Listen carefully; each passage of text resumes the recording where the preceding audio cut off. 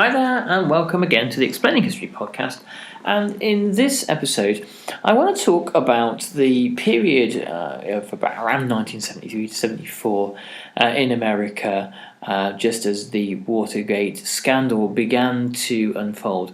And I'm less interested really in the high politics of the issue than what seemed to be happening to America and to the sense of American exceptionalism, the belief that the American Republic and the Constitution was inviolable, and the sense that the post-war boom had in many ways come to an end. And from the memoirs that you read, from things like Studs Terkel, and I'm currently reading The Invisible Bridge by Rick Perlstein, a more journalistic but really quite thorough account of the period from 73 to the early 80s and the rise of Reagan. The term that comes up time and time again is that of humiliation, that America felt humiliated, that America felt that the rest of the world had heaped all manner of privation and insult upon it, and the oil shocks that occur in 1973 and later in the 70s are, in the eyes of many Americans, part and parcel of this, or evidence of this humiliation. And oil shocks filter into things like food prices, as the cost of diesel and animal feed skyrocket in 1973, meat doubles in cost. And this was an existential threat, in a way, to the post-war notions of American life, of abundance and a low-cost, high-employment economy. The golden era of the 50s and 60s had come to an end. The cost of the Vietnam War, nearly $700 billion and 57,000 American lives, had not been as big a dent to the American sense of self-worth and the American sense of destiny in the world, than the knowledge that this was the first war that America had lost. And if it was a war that America had lost, what did that say about America itself? Many of the founding myths of America, that it was God's country, that it was there to shine a light into the dark corners of the world, that it was a land of freedom and liberty. Many of these founding beliefs had been fatally undermined by the Vietnam War, by the horrors of things like the My Lai massacre and other atrocities and carpet bombing and that kind of thing, but also the idea that America was invincible, and this perhaps hurt more.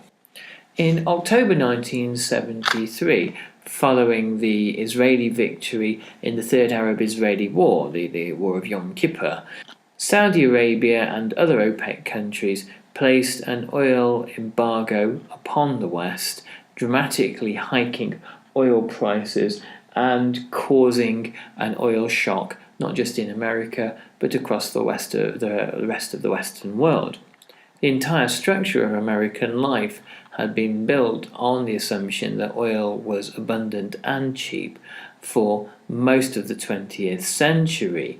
The growth of suburbia, the situating of everything from out-of-town shopping malls to golf clubs had meant that the car was a necessity, and the dramatic price hiking in the cost of oil meant that for many, car usage became an almost unaffordable luxury for a brief period of time.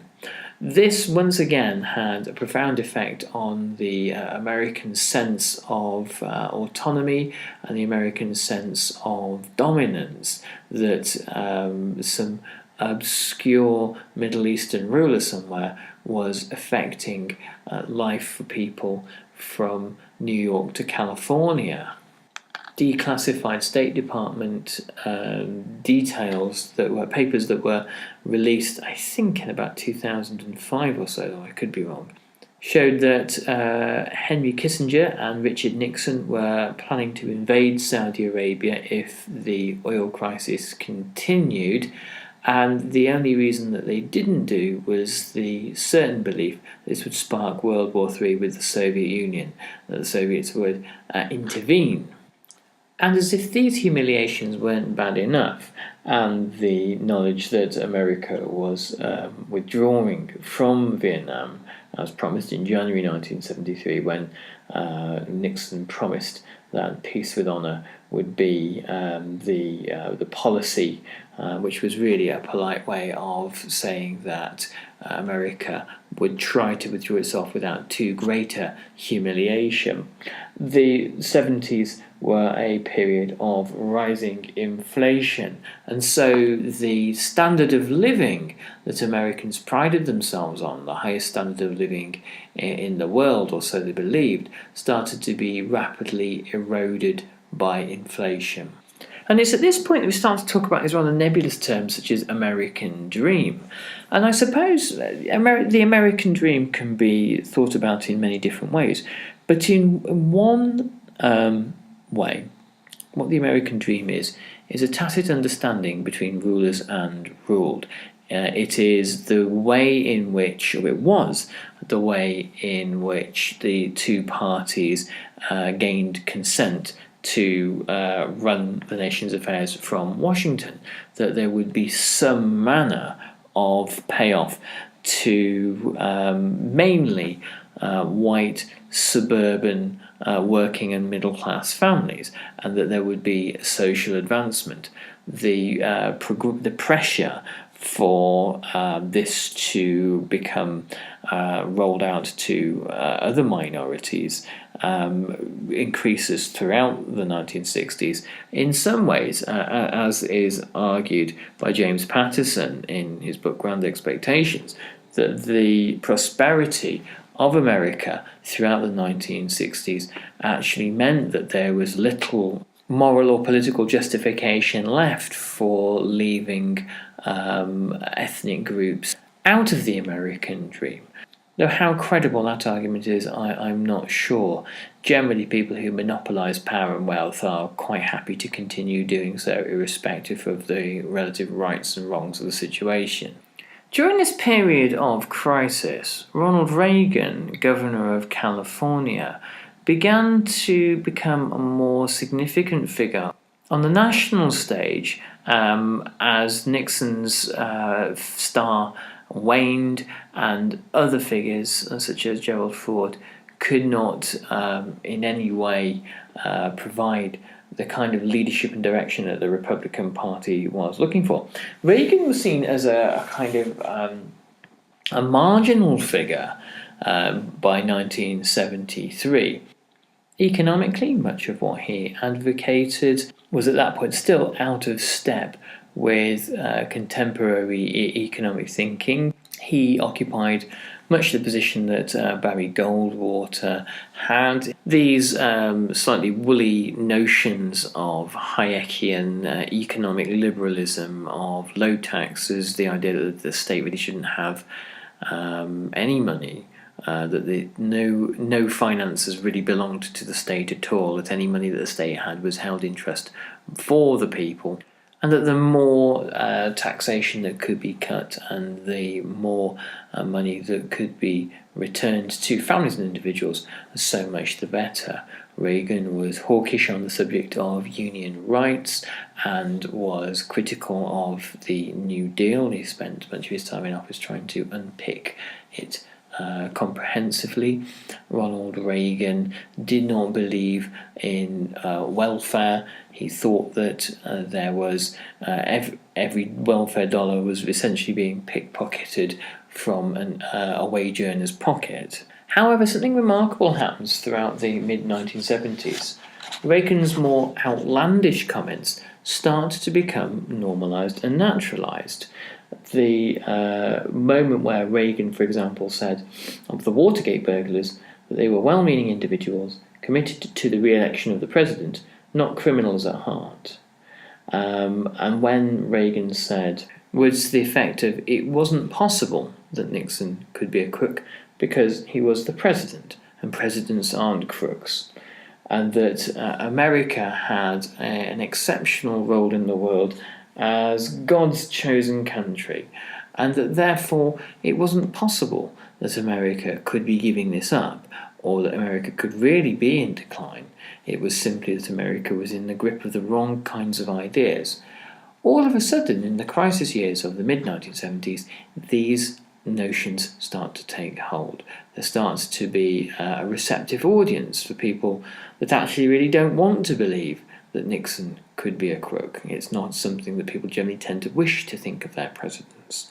And people who see the law and disorder that is popularised on television and the development of a drug culture and a counterculture from the 60s onwards as the kind of chaos that appears to be destroying America. These are the kind of the moral nightmares that cause people to cling to what Reagan is saying, whether it be outlandish or not. And when people cling to outlandish ideas, they sort of stop being outlandish. They then move into the centre ground of accepted thought. And one event that seems to have been a kind of a lightning rod for self-examination was the American Bicentennial in 1976, where it marked 200 years since the Declaration of Independence. Meeting this bicentennial moment in an atmosphere of crisis, of disillusionment, of both moral, social, political and economic decline meant that many Americans were forced to consider in a much more deeper way where America was going and where it had apparently gone wrong. For those in the liberal centre ground and on the left, the answer was clear. It had been Vietnam. Vietnam had kind of corrupted the spirit of the 60s. For the right, Vietnam, Reagan believed that Vietnam was ultimately winnable and that should have been a bit more effort put into it and probably a lot more carpet bombing, and that the men who'd fought in Vietnam had been let down by a political establishment that didn't have the will to really properly go for it. But they believed that the 60s themselves had destroyed America, that permissive attitudes surrounding sexuality, civil rights, and the development of a counterculture and alternative ways of living, these had been the things that had destroyed America.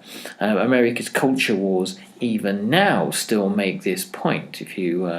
I was reading only recently that the presidential Richelieu, Steve Bannon, made some ludicrous video that placed essentially the financial crisis of 2008 at the door of the hippies, that essentially hippiedom was self-indulgence, and self-indulgence equals selfishness, and selfishness have caused the financial crisis, which is a flaky argument at best, but it goes to show you how deeply the wounds of the 60s in America are still there. In a funny way, the American 1970s were that kind of placeholder between the 60s and the 80s. The 60s, this era of promise and crisis and catharsis, this era of Kennedy's New Frontier, but also the shadow of Vietnam, becomes the era of crisis of the 1970s, of humiliation upon humiliation, ending with the Iranian hostage crisis, where the staff of the US Embassy in Tehran were taken hostage. Perhaps explains why a figure such as Ronald Reagan emerges as a presidential candidate in the late 70s and president in the early 80s. Reagan deliberately presented himself as a nationally unifying figure, and he was a politician able to spin a clear narrative. And this was I believe, the essence of Reagan's political appeal. He was able to tell a story that explained why America had been through the traumas that it had been through. It was a largely fictitious story based on some fairly shaky ideological premises, but that didn't matter because people don't tend to check the stories very carefully when they are listening to them. Instead, a compelling story goes something like this. There was a golden era of American life where things were good. The 1950s. There was a world of white picket fences and milkshakes and nuclear families.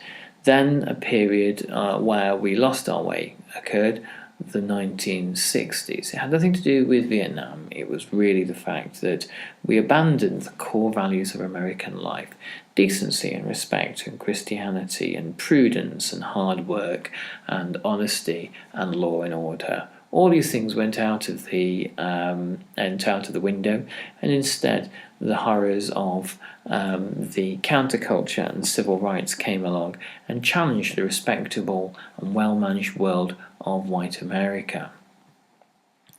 Now, we had to endure, as a result of that, the 1970s, which were kind of even worse. But the 1980s are going to be a new era, a new start for America.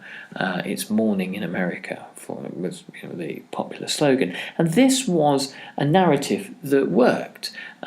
If you read much of what is being written about politics at the moment, I'm just reading George Monbiot's Out of the Wreckage, a very interesting kind of political treatise, says essentially that politics are simply stories, and that the more compelling the story, the more simplistically it explains the nature of crisis and its resolution, the more successful the politician will be. And of course, the other part of Reagan's story that he presented to the American people when in office, and indeed beforehand, was the nature of government itself.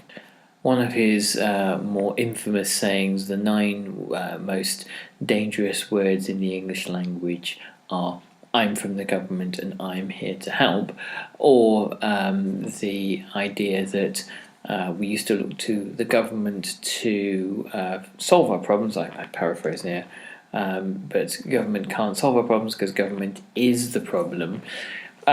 Were some of the kind of the central tenets of Reagan's thinking about the state. And obviously this is influenced by Hayek and Friedman and Ayn Rand and all that crowd. And the economics department of the University of Chicago, which came up with many a novel concept for reforming or changing the post-coup economy of Chile, for example, with disastrous consequences. But Reagan harked back to, in his mind, to an era earlier even than that. When he was talking about government, he was talking about the New Deal.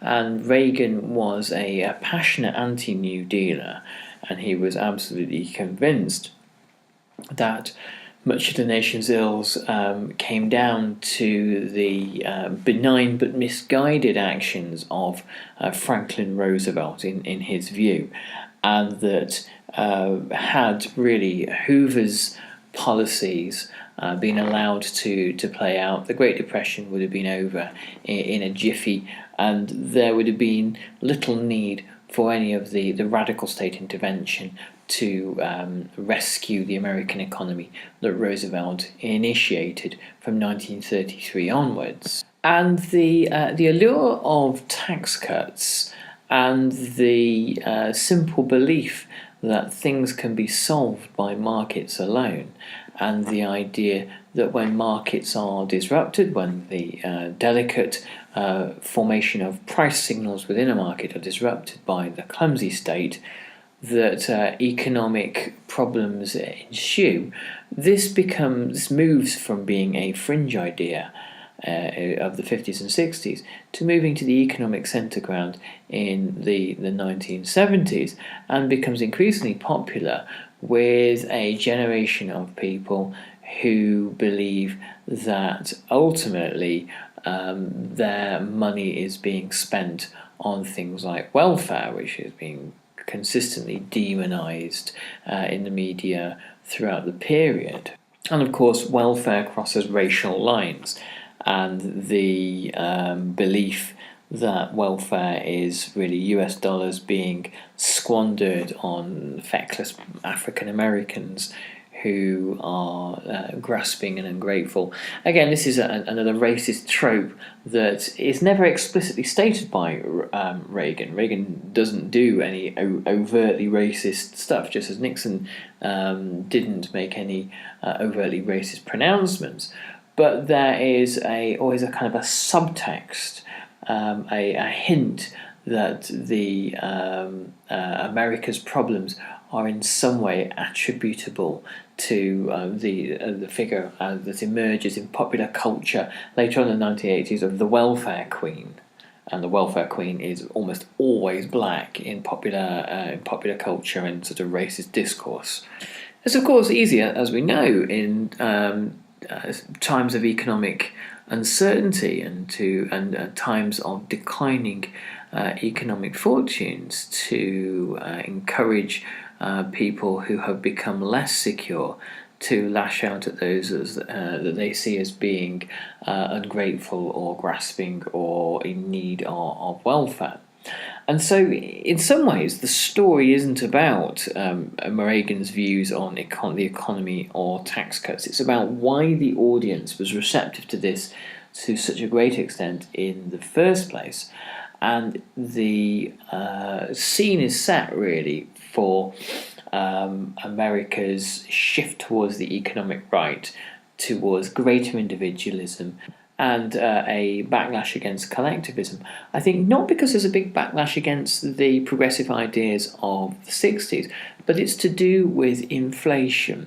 When inflation rises and erodes people's living standards, people naturally become less secure, more anxious, more nervous, more fearful. And this is a fantastic kind of breeding ground for all sorts of kind of negative outcomes. It's a great way of encouraging people to think of number one. And the ideology that Reagan propounds throughout the 1980s is quite explicit. Obviously, Oliver Stone in the film Wall Street, when he has Gordon Gekko saying greed is good, takes this to a kind of it's most explicit, obviously, critiquing it as well, but without the oil shocks of the 1970s and the economic shocks of the 1970s and the ending of American post-war certainties, it would have been slightly more difficult to foster this spirit of individualism, given that there had been a much stronger sense of collectivism in America since the New Deal and the Second World War. So there you have it. The very often political leaders that emerge, the people that are in the right place and the right time, but they're often products of the powerful economic and social forces that exist in that moment, and they're the products of the people that exist. I very much subscribe to the idea that people like Ronald Reagan and Margaret Thatcher didn't make the 1980s. Instead, they were the products of the 1970s, and they were the products of the people of the 1970s who were already kind of beginning to shift in particular ways towards particular ideas. And it's in many ways the population is slightly ahead of the curve, and it's clever politicians like Thatcher and Reagan that scent what is in the air.